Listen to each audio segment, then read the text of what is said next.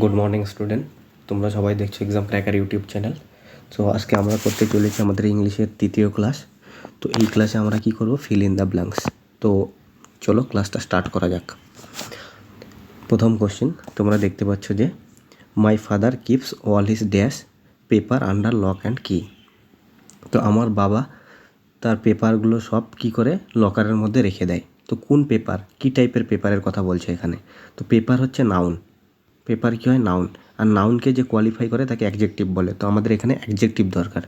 তো এখানে যে অপশনগুলো দেখছো চারটেই অ্যাডজেক্টিভ। তো কোন অ্যাডজেক্টিভটা এখানে বসবে, confidential. My father keeps all his dash paper under the lock and কি, কনফিডেন্সিয়াল পেপার। কনফিডেন্সিয়াল মানে কি, গোপনীয়, গোপনীয়। আমার বাবা তার গোপনীয় পেপারগুলো কোথায় রাখে, লকারের মধ্যে রেখে দেয়। বাট এখানে যে বাকি অপশনগুলো আছে সেই অপশনগুলোও কিন্তু মিনিং দেখলে মনে হবে যে সব মিনিংগুলোই এখানে বসবে। যেরকম ইউজফুল, ইউজফুল মানে প্রয়োজনীয়। তো প্রয়োজনীয় শোনার পরে মনে হচ্ছে যে ইউজফুল পেপার হতে পারে। বা রিকোয়ার্ড, রিকোয়ার্ড মানে কি আবশ্যক বা প্রয়োজনীয়, এটাও বলতে পারো দরকারি পেপার। নেসেসারি মানে কি, নেসেসারিও মানে বলতে পারো আবশ্যক বা দরকারি, সেটাও মনে হচ্ছে এখানে বসবে। বাট যখন পেপারের কথা বলবে তখন ইউজুয়ালি যে ওয়ার্ডটা বসে সেটা হচ্ছে কনফিডেন্সিয়াল।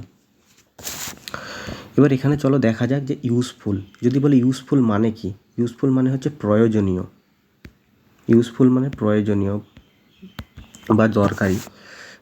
যেরকম আমরা বলতে পারি যে paracetamol, paracetamol, paracetamol is useful for, paracetamol is useful for fever. বলতে পারি না যে প্যারাসিটামল জ্বরের জন্য ইউজফুল, মানে যদি আমরা প্যারাসিটামল ওষুধ থাকি তাহলে আমাদের জ্বরটা কমতে পারে, তার মানে কি প্যারাসিটামল জ্বরের জন্য ইউজফুল, প্রয়োজনীয়। এখানে তোমরা আরেকটা অপশন দেখছো রিকোয়ার্ড আর নেসেসারি। রিকোয়ার্ড আর নেসেসারি দুটোর মিনিং সেম। ইউজফুলেরও যদি সিনোনিম জিজ্ঞেস করে, রিকোয়ার্ডের সিনোনিম কি, রিকোয়ার্ড, নেসেসারি, ইউজফুল এরা একে অপরের কী হচ্ছে, সিনোনিম হচ্ছে। বাট এই ইউজফুলের যে মিনিংটা দেখছো সেটা রিকোয়ার্ড আর নেসেসারি থেকে স্লাইটলি ডিফারেন্স, বাট সিনোনিমে তুমি ইউজ করতে পারো। যদি বলে রিকোয়ার্ড মানে কি আবশ্যক, আর নেসেসারি মানে কি আবশ্যক। যেরকম আমি বলতে পারি sleep, sleep is required for good health, sleep is required for good health, sleep is required for good health. বা আমি এটাও বলতে পারি যে sleep is necessary for good health, মানে যদি আমরা আমাদের স্বাস্থ্যকে ভালো রাখতে চাই তাহলে স্লিপ আবশ্যক, মানে ঘুম একদম দরকারি, স্লিপ একদম আবশ্যক। যেরকম রিকোয়ার্ড, স্লিপ কি একদম রিকোয়ার্ড, রিকোয়ার্ড মানে কি আবশ্যক, একদম দরকারি, স্লিপ লাগবেই যদি আমরা হেলথকে ভালো রাখতে চাই। তো স্লিপের রিকোয়ার্ডের জায়গায় আমরা নেসেসারিও বসাতে পারি, sleep is necessary for good health. Necessary মানে আবশ্যক, মানে শরীর যদি ভালো রাখতে চাই তাহলে আমাদেরকে ঘুমাতে হবেই। আর যেরকম আমি একটু আগে বললাম যে paracetamol is useful for fever, paracetamol is useful for fever, fever মানে জ্বর, জ্বরের জন্য কি প্যারাসিটামল ইউজফুল। এবার ওখানে প্যারাসিটামলের জায়গায় আমরা অন্য কোনো মেডিসিন খেলেও যেটা জ্বরের রোগ ছাড়াই আমাদের জ্বর ঠিক হয়ে যাবে, তার মানে কি ওটা দরকারি, ওটা একদম আবশ্যক না। কিন্তু আমাদের হেলথকে ভালো রাখতে গেলে আমাদের যে স্লিপটা, যে ঘুমটা, সেটা একদম আবশ্যক, সেটা লাগবেই। তো তখন আমরা কি ইউজ করবো, নেসেসারি বা রিকোয়ার্ড। এটাই হচ্ছে নেসেসারি, রিকোয়ার্ড এবং ইউজফুলের মধ্যে তফাৎ। চলো পরের কোশ্চেনে যাওয়া যাক। পরের কোশ্চেন হলো যে because of the bitter experience of the past he dash everywhere. তো এখানে যে তোমরা অপশনগুলো দেখছো এগুলোকে বলে ইডিয়াম, এখানে যে অপশনগুলো দেখছো এগুলোকে বলে ইডিয়াম, ইডিয়াম। যেরকম এখানে লেখা আছে smells a rat, smells a rat মানে মানে র্যাটের গন্ধ শোকা, স্মেলস এ র্যাট মানে তুমি একটা র্যাটের গন্ধ শুকছো, কিন্তু অ্যাকচুয়ালি এটার মানে এটা না। স্মেল এ র্যাট মানে কি ডাউট, ডাউট করা মানে সন্দেহ করা, স্মেল এ র্যাট মানে কি সন্দেহ করা। তো আমি কি বলছি, এখানে দেখে যেটা মনে হবে বাট মানে ওটা না, এর কিন্তু মানে অন্য কিছু হয়, সন্দেহ করা, অন্য কিছু সেন্সে ইউজ করা হয়। এখানে স্মেল এ র্যাট মানে কি মনে হচ্ছে যে র্যাটকে গন্ধ শোকা, কিন্তু অ্যাকচুয়ালি এখানে র্যাটের গন্ধ শোকা এর মানে না। স্মেলস এ র্যাট মানে কি সন্দেহ করা, এগুলো মুখস্থ করতে হয়, এগুলোকে কী বলে, ইডিয়াম। তো এখানে বলেছে because of the bitter experience of the past, মানে পাস্টে ওর সাথে এরকম বাজে কিছু ঘটেছিল, সেটার জন্যে তার এখন কি হয়, যে কোনো কিছু করলেই ওর সন্দেহ হয়ে যায়। সেটাই বলছে হি স্মেলস এ র্যাট এভরিহোয়ার, মানে পাস্টের বিটার এক্সপিরিয়েন্সের জন্য। ধরো পাস্টে ওর সাথে, মানে অতীতে ওর সাথে এমন কিছু বাজে ঘটনা ঘটেছে, এখন যদি ও বর্তমানে কিছু করতে যায় গেলেই ওর শুধু সন্দেহ হয় যে আমার সাথে সেম জিনিস ঘটতে চলেছে, সেম জিনিস ঘটতে চলেছে। তো কী হবে, he smells a rat everywhere. এছাড়াও যেরকম বলে যে spills the bean, SPILL, spill the bean, spill the beans, এর মানে কি, এটাও হচ্ছে একটা ইডিয়াম। স্পিলস দ্য বিন এর মানে কি গোপন তথ্য ফাঁস করে দেওয়া। যেরকম স্পিলস দ্য বিন, স্পিল মানে কি ছড়িয়ে দেওয়া, আর বিন মানে কি মটরশুঁটি ছড়িয়ে দিচ্ছ, কিন্তু এর স্পিল দ্য বিন মানে শুনে কি মনে হচ্ছে যে মটরশুঁটি ছড়িয়ে দিচ্ছ, বাট এর মানে মটরশুঁটি ছড়িয়ে দিচ্ছ না, এর মানে হচ্ছে গোপন তথ্য ফাঁস করা। এগুলোকে মুখস্থ করতে হয়, গোপন তথ্য ফাঁস করা। যদি বলে স্পিল দ্য বিন মানে কি গোপন তথ্য ফাঁস করা। তো এবার যদি সেন্টেন্স বলে don't spills the bean, don't spills the beans, তার মানে কি গোপন তথ্য ফাঁস করে দিও না। এটার মানে কি হবে ডোন্ট স্পিলস দ্য বিন মানে কি গোপন তথ্য ফাঁস করে দিও না, তাহলে স্পিলস দ্য বিন মানে কি গোপন তথ্য ফাঁস করে দেওয়া। আরও একটা আছে যেরকম ওয়্যার অ্যান্ড টিয়ার মানে কি ব্যবহার করার ফলে কোনো জিনিস যে ছিঁড়ে যায় বা ক্ষয়ে যায় সেটাকে ওয়্যার অ্যান্ড টিয়ার বলে। ওয়্যার অ্যান্ড টিয়ার ভালো করে শুনে রাখো, ওয়্যার অ্যান্ড টিয়ার মানে কি ব্যবহার করার ফলে যে কোনো জিনিস ক্ষয়ে যায় বা ছিঁড়ে যায় সেটাকে আমরা কি বলি ওয়্যার অ্যান্ড টিয়ার। এগুলো সব কি ইডিয়মস। চলো পরের কোশ্চেনে যাওয়া যাক। পরের কোশ্চেন বলেছে যে when the principal enter the class, যখন প্রিন্সিপাল ক্লাসের মধ্যে এন্টার করেছিল মানে ঢুকেছিল, a student dash on the blackboard. এবার লজিক্যালি ভাবো, যখন প্রিন্সিপাল ক্লাসের মধ্যে ঢুকে গেছিলো তখন একটা বাচ্চা কী করছিল, ব্ল্যাকবোর্ডের মধ্যে লিখছিল, তার মানে কি ও কোনো একটা কাজ কন্টিনিউ করছিল। প্রিন্সিপাল যখন ক্লাসের মধ্যে ঢুকছিল কোনো একটা বাচ্চা ব্ল্যাকবোর্ডে লিখছিল, তার মানে কি ও ব্ল্যাকবোর্ডে কোনো একটা কাজ কন্টিনিউ করছিল। তার মানে তোমাদের মনে হচ্ছে না যে এখানে কন্টিনিউয়াস টেন্স আসবে, এখানে কি আসবে কন্টিনিউয়াস টেন্স আসবে। কিন্তু এবার ব্যাপারটা হলো যে কন্টিনিউয়াস টেন্স কোনটাকে বলে, যখন কোনো একটা অ্যাকশন কন্টিনিউয়াসলি চলতে থাকে, যেরকম ধরো আই অ্যাম টেকিং ক্লাস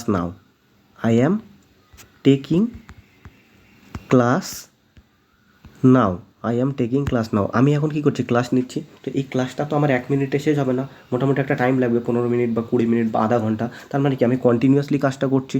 তো কন্টিনিউয়াসলি যে কাজটা করো সেটাই হচ্ছে কন্টিনিউয়াস টেন্স। তো কন্টিনিউয়াস টেন্স তুমি আইডেন্টিফাই করবে কীভাবে দেখবে ভার্বের সঙ্গে আইএনজি যুক্ত থাকবে। দেখো এখানে ভার্ব টেক ভার্বের সাথে আইএনজি আছে, টেকিং, যখনই দেখবে ভার্বের সাথে আইএনজি যুক্ত আছে বুঝে যাবে যে ওটা কন্টিনিউয়াস টেন্সের কথা বলছে। এবার তার আগে হালকা জেনে নাও, একটা হয় প্রেজেন্ট টেন্স, একটা হয় পাস্ট টেন্স, আর একটা হচ্ছে পাস্ট পার্টিসিপেল। একটা হয় প্রেজেন্ট টেন্স, একটা হচ্ছে পাস্ট টেন্স, আর একটা হচ্ছে পাস্ট পার্টিসিপেল। তো প্রেজেন্ট টেন্সে যেরকম আমরা যদি ইউজ করি এন্টার, তার পাস্ট টেন্স কী হয় এন্টার্ড, আর পাস্ট পার্টিসিপেলেও আমরা কি ইউজ করি এন্টার্ড, দুটোই সেম, এন্টার্ড। তো এন্টার মানে কি প্রেজেন্ট টেন্সে আছে, আর যদি কোথাও এন্টার্ড থাকে তাহলে পাস্ট টেন্সে আছে, আর যদি কোথাও এন্টার্ড থাকে সেটা পাস্ট পার্টিসিপল হয়। এটার ইউজ আমরা এখন করবো না, আমরা প্রেজেন্ট আর পাস্টের কথা বলছি। তো এন্টার্ড যদি কোথাও লেখা থাকে তার মানে কি বুঝবো পাস্ট টেন্সে আছে। তো এবার বলেছে when the principal enter the class, যখন প্রিন্সিপাল ক্লাসে ঢুকেছিল, তো তার মানে পাস্টে প্রিন্সিপাল ক্লাসে ঢুকেছিল, তার মানে কোনো একটা ছেলে ব্ল্যাকবোর্ডে তখন কি পাস্টে লিখছিল, ডেফিনেটলি প্রেজেন্টে লিখছিল না। তার মানে এখানে যে কন্টিনিউয়াস টেন্সটা ইউজ হবে সেটা কি পাস্ট কন্টিনিউয়াস টেন্স। তো ফার্স্ট টেন্সে দুটো হেল্পিং ভার্ব ইউজ হয়, ওয়াস আর ওয়ার। তারপরে যখন ভার্বের আইএনজি ফর্ম আমরা লাগিয়ে দেবো তখন সেটা পাস্ট কন্টিনিউয়াস টেন্স হবে। প্রথমে কি থাকবে ওয়াস বা ওয়ার, তারপর ভার্বের আইএনজি ফর্ম অ্যাড করবো, তাহলে আমরা সেটা কী হবে আমাদের পাস্ট কন্টিনিউয়াস টেন্স। তো এটা পাস্টে গেছে, সো এটা পাস্ট কন্টিনিউয়াস হবে। এবার দেখো এখানে ভার্বের সাথে আইএনজি দুটোই আছে, এটা একটা আর এটা একটা, কিন্তু আমরা জানি কি এম, ইজ, আর এগুলো কি প্রেজেন্ট টেন্স, এর প্রেজেন্টের কথা বলে, তার মানে এটা হবে না, কারণ ইজ রাইটিং আছে মানে এটা প্রেজেন্ট কন্টিনিউয়াস টেন্স। আর আমি কি বললাম পাস্ট কন্টিনিউয়াস টেন্সে কী হয় was were plus V plus ING, মানে ভার্বের সঙ্গে আইএনজি অ্যাড হবে। এখানে ওয়াস আছে আর এটা ভার্বের সাথে আইএনজি আছে, তার মানে কি অ্যান্সার হবে এ। তার মানে a student was writing on the blackboard. এবার অনেকের মনে কোশ্চিন আসতে পারে যে স্যার ওয়ার কেন হলো না, এই কারণে হলো না, ওয়াস আর ওয়াস হচ্ছে সিঙ্গুলার ভার্ব আর ওয়ার হচ্ছে প্লুরাল ভার্ব। মানে সিঙ্গুলার ভার্ব যদি সাবজেক্ট সিঙ্গুলার হয়, মানে সাবজেক্টটা যদি একজনের কথা বলে তাহলে আমরা ওয়াস ইউজ করবো, আর সাবজেক্টটা যদি অনেকজনের কথা বলে তাহলে ওয়ার ইউজ করবো। তো এখানে স্টুডেন্ট মানে কি একজন ছাত্রর কথা বলছে, তার মানে কি এটা সিঙ্গুলার, ওই জন্য এখানে ভার্ব সিঙ্গুলার আসবে ওয়াস, সেই জন্য আমরা ওয়াস রাইটিং করেছি এখানে। চলো পরের কোশ্চেনে যাওয়া যাক। পরের কোশ্চেন বলেছে I can not dash to know much about ইট। মানে কোনো একটা কিছু সম্পর্কে ও ধরো অনেক কিছু জানে, তো বলছে যে আমি কী করতে পারবো না, মানে অনেক কিছু জানার পরেও কী করতে পারবে না। তো এখানে অপশনগুলো দেখো, অপশনগুলো দিয়েছে প্রিটেন্ড, তারপর দিয়েছে ইমাজিন, তারপর দিয়েছে কনসেপ্ট, তারপর দিয়েছে কন্টেমপ্লেট। তো এবার মিনিংগুলো শোনো, তাহলে তোমরা অটোমেটিক বুঝতে পারবে। ইমাজিন মানে হচ্ছে কল্পনা করা, মানেগুলো আর স্পেলিংগুলোও দেখবে, কারণ এগুলোও জিজ্ঞেস করে পরীক্ষায় সিনোনিম অ্যান্টোনিমে। ইমাজিন মানে কি? কল্পনা করা। কনসিভ মানেও কি? কল্পনা করা। ইমাজিন মানে কি? কল্পনা করা। কনসিভ মানেও কি? কল্পনা করা। বাট কন্টেমপ্লেট মানে কি? কন্টেমপ্লেট মানে পর্যবেক্ষণ করা, মানে কোনো জিনিস অনেকক্ষণ ধরে ভালোভাবে দেখা। তাহলে ইমাজিন মানে কি বললাম? কল্পনা করা। কনসিভ মানেও কি বললাম? কল্পনা করা। বাট কন্টেমপ্লেট মানে কি বললাম? কন্টেমপ্লেট মানে কোনো জিনিসকে অনেকক্ষণ ধরে ভালোভাবে দেখা, মানে পর্যবেক্ষণ করা। কোনো জিনিসকে অনেকক্ষণ ধরে ভালোভাবে দেখা, সেটাকে ভালো বাংলায় কি বলে? পর্যবেক্ষণ করা। কোনো জিনিসকে অনেকক্ষণ ভালোভাবে দেখছো। আর প্রিটেন্ড মানে কি? প্রিটেন্ড মানে ভান করা। প্রিটেন্ড মানে কি? ভান করা। সাপোজ ভাবো, অনেক সময় আমাদের বন্ধুরা কী করে? আমাদের থাপ্পড় মারে, কিন্তু থাপ্পড়টাও আরাম ধীরে মারে, আমাদের কিন্তু লাগে না, কিন্তু ওদের সামনে আমরা এমন ভান করেছি যে আমাদের প্রচুর লাগে, তার মানে ওটা কী করছি? আমরা প্রিটেন্ড করছি। তো এবার বলেছে I can not dash to know much about it. I can not dash to much I can not dash to know much about it. I can not imagine, কল্পনা করতে পারবো না, যে কোনো কিছু সম্পর্কে আমি প্রচুর জানি, কল্পনা করতে পারবো না। কনসিভ মানেও সেম, কল্পনা করতে পারবো না। তাহলে যদি ইমাজিন অ্যান্সার হতো তাহলে কনসিভও হতো, তার মানে এটা তো এমনি অ্যান্সার হবে না, কারণ একটা কোশ্চেনে দুটো অ্যান্সার হতে পারে না। আর কন্টেমপ্লেট মানে কি? পর্যবেক্ষণ করা। এখানে পর্যবেক্ষণ করার কথাও বলছে না, এখানে বলছে আই ক্যান নট প্রিটেন্ড হবে।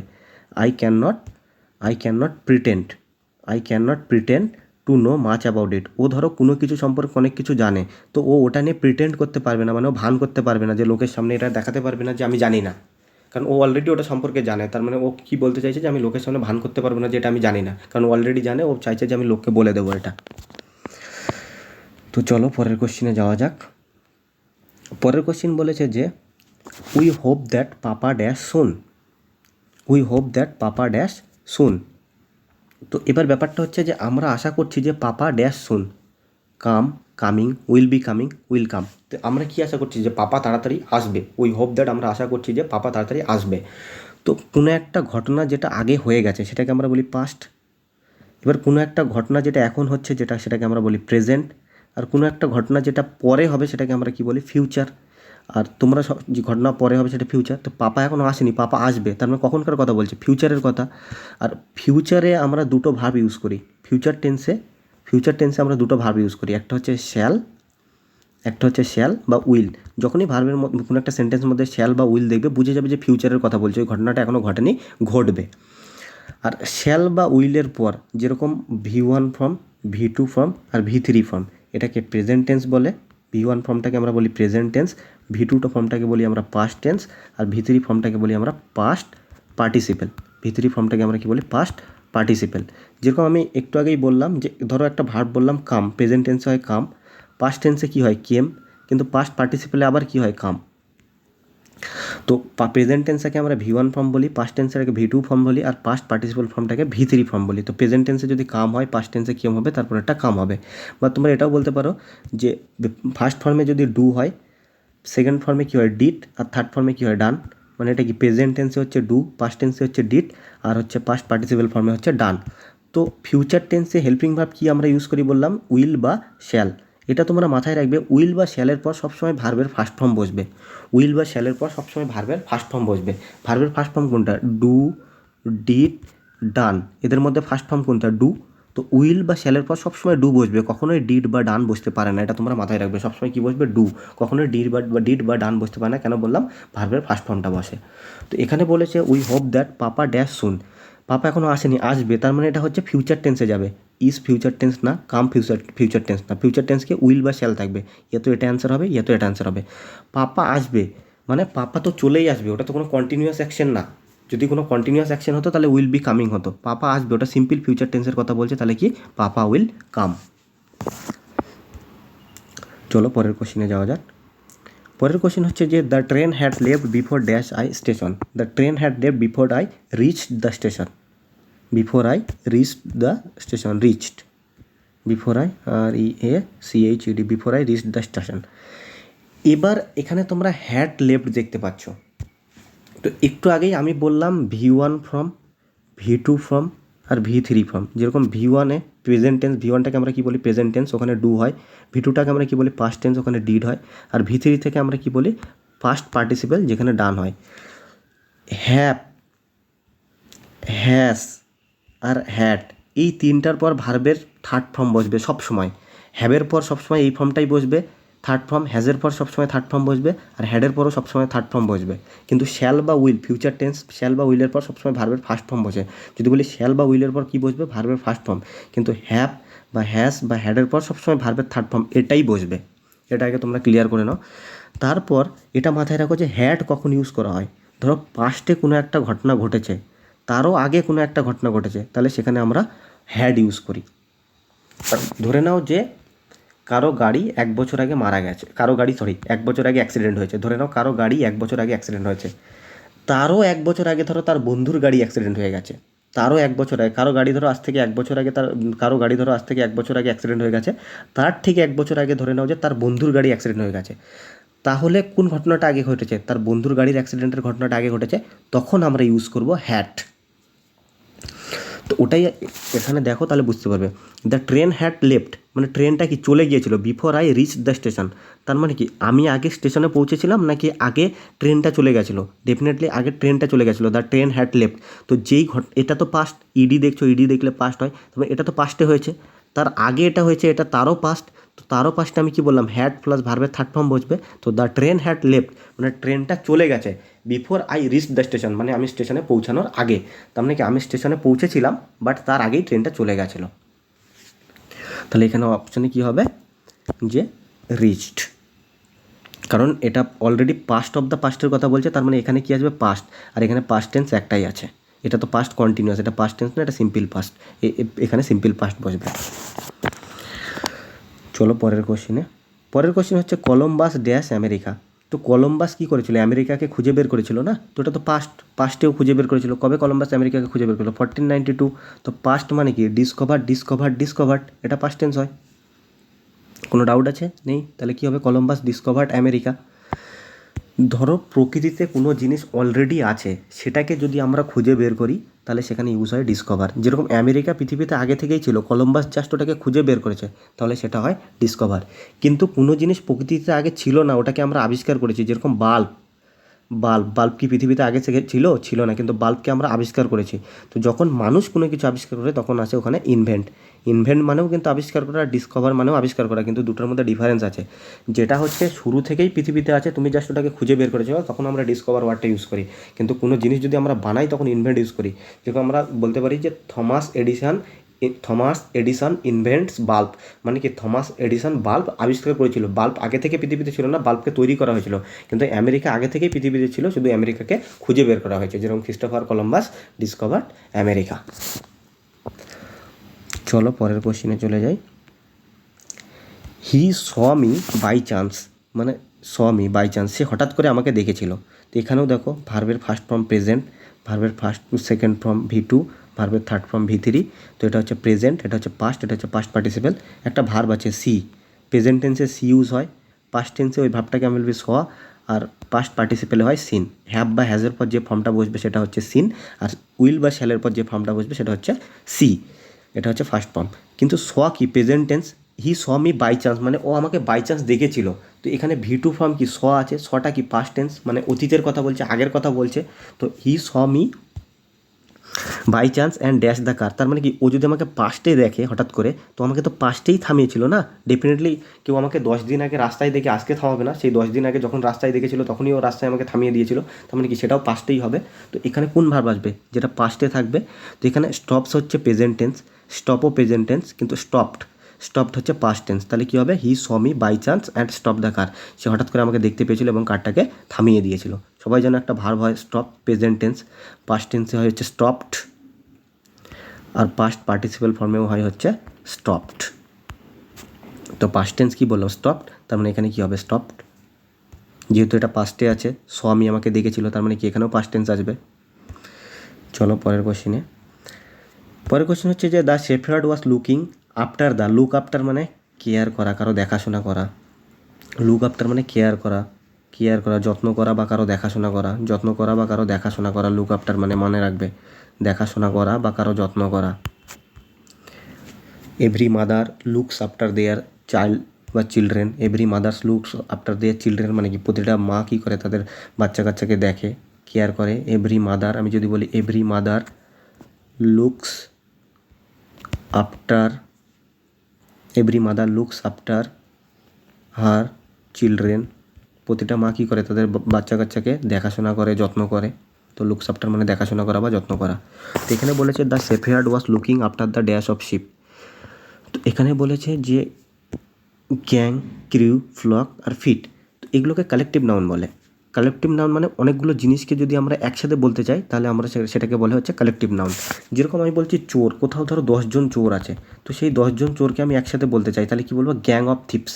তো চোরের যে গ্রুপটা থাকে সেটাকে গ্যাং বলে। কালেকটিভ নাউন হচ্ছে কোনো জিনিসকে গ্রুপে একসাথে যেটা বলা হয় সেটাকে কালেকটিভ নাউন বলে। গ্রুপে একসাথে বলাটাকে কালেকটিভ নাউন বলে। যেরকম চোরের যে গ্রুপ থাকে সেটাকে আমরা কী বলি? গ্যাং। তারপরে শিপের যে গ্রুপটা থাকে এটা হচ্ছে থিপ মানে চোর, ঠিক আছে? থিপ মানে চোর, চোরের গ্রুপকে আমরা কি বলি? গ্যাং। ফ্লক দিয়ে দেখছো শিপ মানে ভেড়ার যে গ্রুপটা থাকে সেটাকে আমরা বলি শিপ। আর এটা যে ফ্লিট, শিপের গ্রুপ, এটা হচ্ছে জাহাজ, যে জাহাজ জলের উপর যে জাহাজটা চলে তার গ্রুপকে বলে হচ্ছে ফ্লিট। আর ক্রিউ হচ্ছে জাহাজের মধ্যে যে নাবিকরা থাকে, নাবিকের গ্রুপকে বলা হয় হচ্ছে, নাবিকের গ্রুপকে কী বলা হয়? নাবিকের গ্রুপকে বলা হয় হচ্ছে ক্রিউ। তো এখানে জিজ্ঞেস করেছে যে the shepherd was looking after dash the sheep, dash looking after the dash of sheep, তাহলে কী বলবে? ফ্লক, কারণ একটু আগেই বললাম এটা কালেকটিভ নাউন। আর গ্রুপ অফ শিপের জন্য আমরা কি ইউজ করি? ফ্লক। তো শিপের গ্রুপের জন্য মানে শিপের জন্য যে কালেকটিভ নাউনটা ইউজ হয় সেটা হচ্ছে ফ্লক। ওটা মাথায় রাখবে, শিপের জন্য যে কালেকটিভ নাউনটা ইউজ হয় সেটা কি? ফ্লক। তাহলে শিপের জন্য কি কালেকটিভ নাউনটা ইউজ হবে? সেটা হচ্ছে ফ্লক। কিন্তু ফ্লিট যদি এখানে শিপ বলতো, SHIP শিপ, এই শিপ মানে কি? জাহাজ, জাহাজের জন্য যে কালেকটিভ নাউনটা ইউজ হয় সেটা হচ্ছে ফ্লিট। আর গ্যাং কি? চোর, চোরদের গ্যাং হয় চোর, গ্যাং অফ দ্য থিপ। আর ক্রিউ কি? নাবিকদের গ্রুপদের ক্রিউ বলে। নাবিক, যে সমুদ্রের যে নাবিকরা থাকে তাদের গ্রুপকে কি বলে? ক্রিউ। চলো পরের কোশ্চেনে যাই। পরের কোশ্চেন হলো যে the salt spray has gradually dash the bridge. Salt spray মানে কোনো একটা জলের মধ্যে ধরো সল্ট মিক্সড করা থাকলে সেই জলটা যখন ব্রিজের উপর পড়বে সেই ব্রিজটা ধীরে ধীরে কী হবে? The salt spray has gradually dash the bridge corroded. না, কোরোডেড মানে মরিচা পড়া, মরিচা পড়ে যাবে না? ব্রিজ তো লোহার তৈরি হয়, তার উপর যদি লবণ জল ছটিয়ে দেওয়া হয় তাহলে কী হবে? মরিচা পড়ে যাবে। তো কোরোডেড মানে কি? মরিচা পড়ে যাওয়া। তাহলে এটা অ্যান্সার কী হবে? Corroded. The salt spray has gradually dash the bridge corroded. এবার তোমরা এখানে দেখছো র্যাভেজ। র্যাভেজ মানে কি? ধ্বংস হয়ে যাওয়া, তীব্রভাবে কোনো কিছু ধ্বংস করে দেওয়া। র্যাভেজ মানে কি? তীব্রভাবে কোনো কিছু ধ্বংস করে দেওয়া। তো তুমি যদি সল্ট স্প্রে ব্রিজের মধ্যে করে দাও নিশ্চয়ই ব্রিজটা তীব্রভাবে ধ্বংস হবে না, মরিচে পড়বে। তো এটা তো এমনি অ্যান্সার হবে না, কিন্তু এটা মনে রাখবে ধ্বংস করে দেওয়া। র্যাভেজ মানে হচ্ছে ধ্বংস করা। এছাড়াও দেখছো স্পয়েলড, স্পয়েল মানে নষ্ট করে দেওয়া। স্পয়েল থেকে স্পয়েলড এসছে, SPOIL, স্পয়েল। সবাই জানো স্পয়েল মানে কি? নষ্ট করে দেওয়া, ওটারই পাস্ট ফর্ম হচ্ছে স্পয়েলড। আর ডেমোলিস্ট মানে কি? কোনো একটা বিল্ডিংকে যে ভেঙে দেয়, বিল্ডিংকে ভেঙে দেওয়াটাকে ডেমোলিস্ট করা বলে। তো তোমার বাড়ির পাশে কোনো একটা বিল্ডিং আছে, তুমি ওই বিল্ডিংটাকে ভেঙে দিলে, বা কোনো বুলডোজার দিয়ে কোনো একটা বিল্ডিংকে ভেঙে দেওয়া হচ্ছে, তার মানে কী করা হচ্ছে? ডেমোলিশ করা হচ্ছে। ডেমোলিশ করা মানে হচ্ছে ভেঙে দেওয়া বা ধ্বংস করে দেওয়া। তো ক্লাসটা আমরা আজকে এখানেই শেষ করব। যদি ক্লাসটা তোমাদের ভালো লেগে থাকে তাহলে অবশ্যই ভিডিওটাতে লাইক, কমেন্ট এবং শেয়ার করে দেবে এবং চ্যানেলটাকে সাবস্ক্রাইব করে নেবে। Thank you.